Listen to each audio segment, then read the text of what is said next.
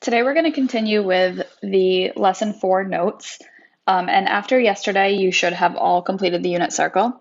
Hopefully you noticed some sort of pattern between the unit circle.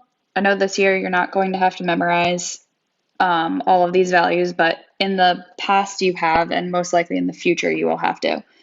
So there are a few tricks to memorizing this. Everyone kind of develops their own different pattern, but I always go by the fact that the angles are multiples of each other. So I kind of just draw lines across my coordinate plane.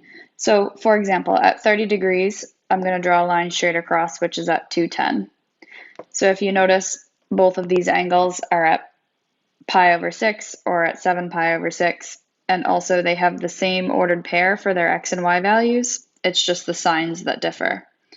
And I notice I'm missing a negative sign there. Okay, so you can do that for all of them. I could highlight across 45. That's the same as 225.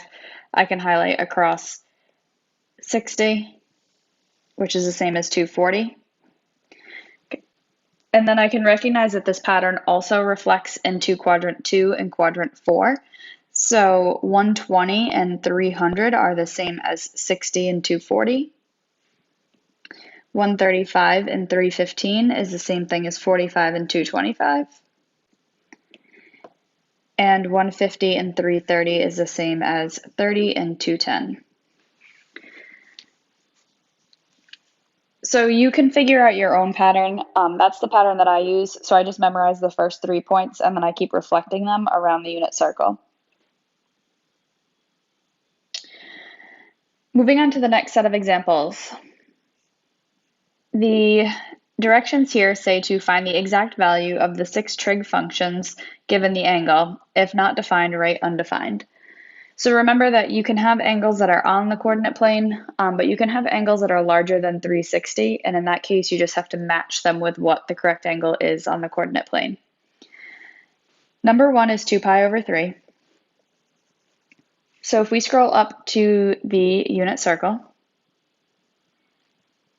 and we locate where 2 pi over 3 is, we're going to see that 2 pi over 3 is located right here. So 2 pi over 3 corresponds with the negative 1/2, comma, square root of 3 over 2.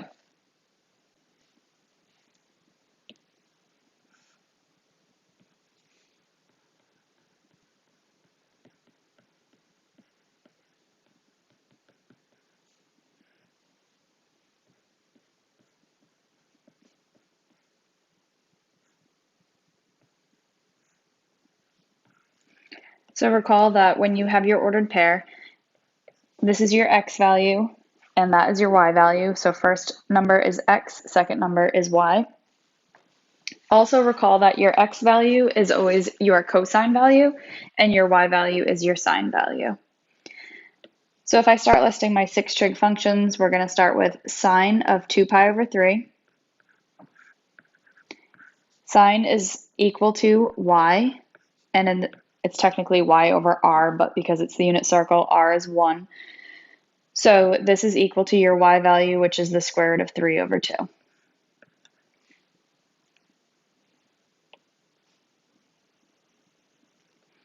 Next, we're going to do our cosine value. Cosine of 2 pi over 3 is technically x over r is equal to 1, so just our x value is negative 1/2. We have tangent of 2 pi over 3. Tangent is y over x. Y over x gives us square root of 3 over 2 divided by negative 1/2, which is the same thing as multiplying by the reciprocal. So we have the square root of 3 over 2 times negative 2 over 1. And from here we can cancel our numerator and denominator of 2. Multiply straight across, we have negative square root of 3 over 1, or just negative square root of 3. Next we have cosecant. Cosecant of 2 pi over 3 will be found by r over y. Because r is 1, we can just say 1 over y, which is 1 divided by the square root of 3 over 2. When we multiply by the reciprocal, that becomes 1 over 1 times 2 over the square root of 3, which just simplifies to 2 divided by the square root of 3. However, you cannot have a radical in your denominator, so we're going to multiply both the top and bottom by the square root of 3. This gives us our solution of 2 times the square root of 3 divided by the square root of 9, which simplifies to 3.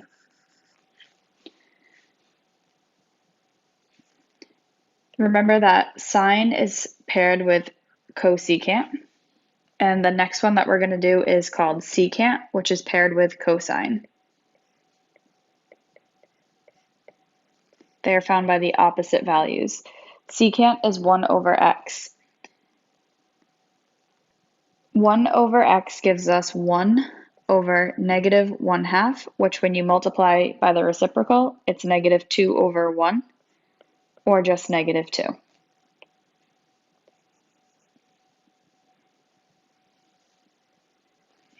And recall that cotangent, which is the last value we're finding, is paired with tangent because it is also the opposite.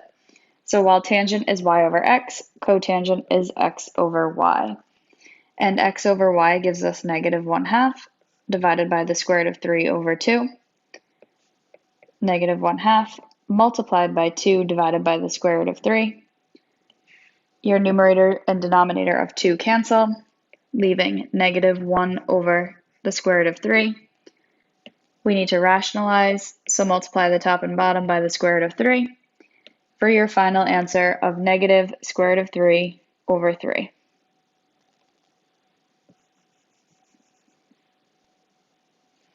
And those are your 6 trig values. Okay, so the unit circle always tells you cosine and sine, and then from there you can find the remaining 4.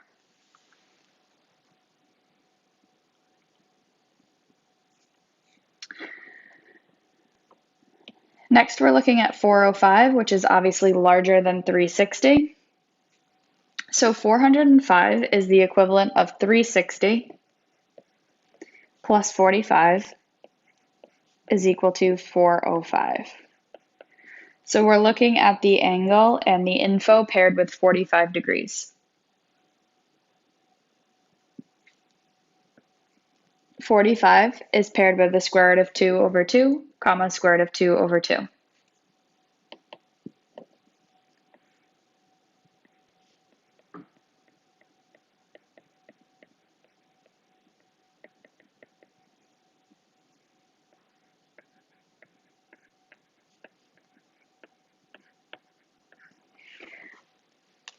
All right, so we're going to use our x and y value to find our 6 trig functions. And I'm actually just going to go through these without explaining. I think we've explained a lot how to find all 6 trig values. So just follow along as I write this out.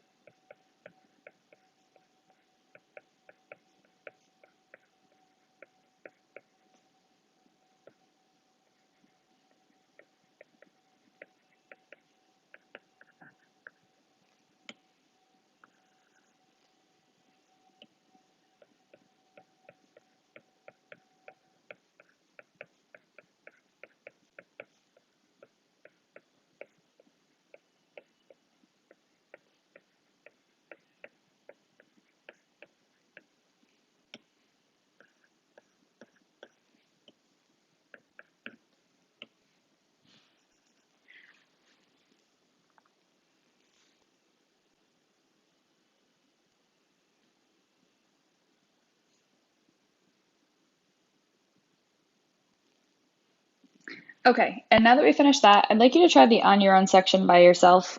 We've done a lot of these examples, so work on this on your own section. They're actually the same ones that are on your Go formative today.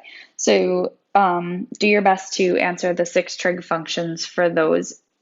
We have 5 pi over 2 and negative 45. I'll just give you a helpful hint there. That negative 45 is paired with 315. Okay, it goes in the negative direction.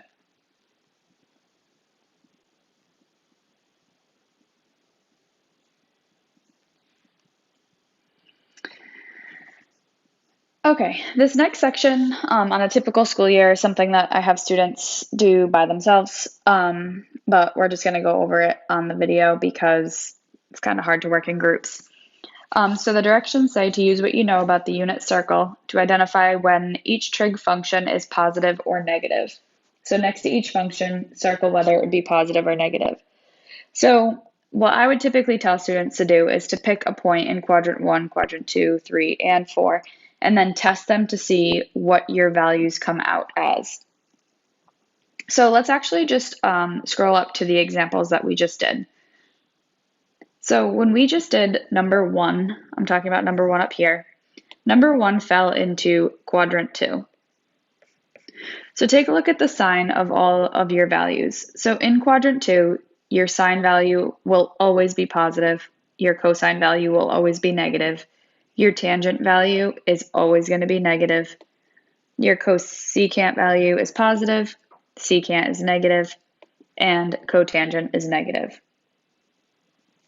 Number 2 is an angle that falls in quadrant 1. And every value, so all of the trig functions have a positive value in quadrant 1. So we just looked at what quadrant 1 and quadrant 2 would look like. So I'm just going to start in quadrant 1 and circle these. Your sine value for quadrant 1 is always going to be positive, cosine positive, tangent positive, cosecant, secant, and cotangent. All of those are positive. And what we determined with quadrant 2 was that your sine value is positive, but your cosine value is negative. And you can just think of this by thinking of this right here. If you know what all 6 trig functions are, you don't even need to test a point. Just think about your x and y value. Tangent is always going to be y over x. If y is positive and x is negative, your tangent value will simplify to negative. Cosecant is 1 over y. Your y value is positive. 1 over positive will be positive. Secant is 1 over x. X is negative, so secant will be negative. And cotangent is x over y, which is negative over positive or negative. So notice here that your sine and your cosecant, which we already know are paired together, those are the only values that will be positive. In quadrant 3, both your x and y value are negative. That tells us that your sine value is negative, your cosine value is negative, but tangent is y divided by x. If you have y divided by x and they're both negative values, a negative divided by a negative is a positive. Cosecant, negative. Secant, negative. Cotangent, also a negative divided by a negative, so that is positive.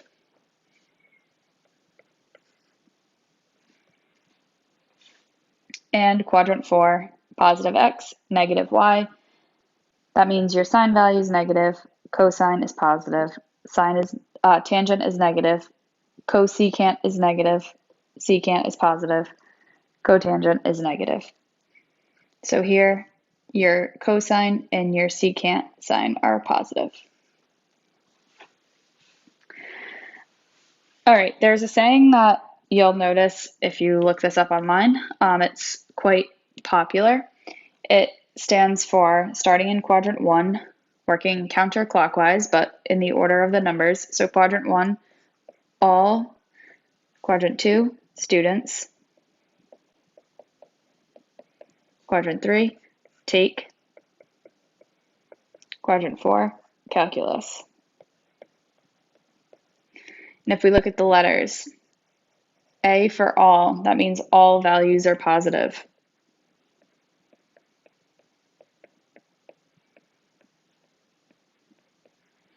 If we look at S for students, That tells us that our sine values, so anything that's related to sine, that would be sine and cosecant.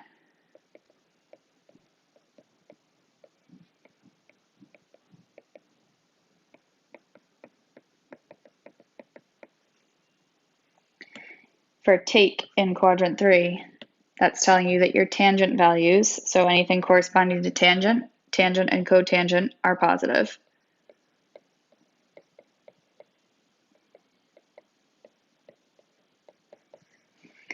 And lastly, calculus C for cosine.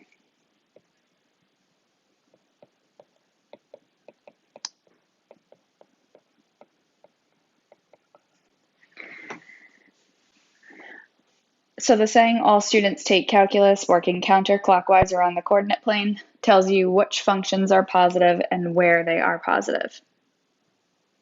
So the reason why you need to know this is because you have to know the signs for every point on the unit circle. But also so you can read something like this next example set and determine where your angle is going to lie. So if we take a look at number one says that the sine value is less than 0. So that's specifically telling us that sine of theta is negative. And the second part says that cosine is also less than 0. So that's telling us that cosine of theta is negative. So in which quadrant is both your sine and cosine value negative? It's only going to happen in one quadrant, so you only have one answer. So where is sine and cosine both negative? And that would be in quadrant 3. The answer to this, name the quadrant in which the angle lies, quadrant 3.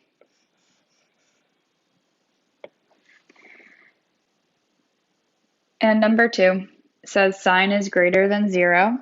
That's telling you that sine is positive. And cosine is less than 0, telling you that cosine is negative. So where on the coordinate plane are you going to have a positive sine value and a negative cosine value? That's going to be in quadrant 2.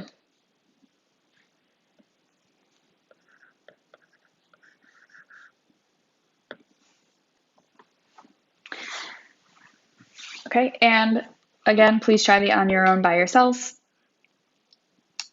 Also, the same 2 problems that are on your Go formative. Email me if you have any questions, and have a great day.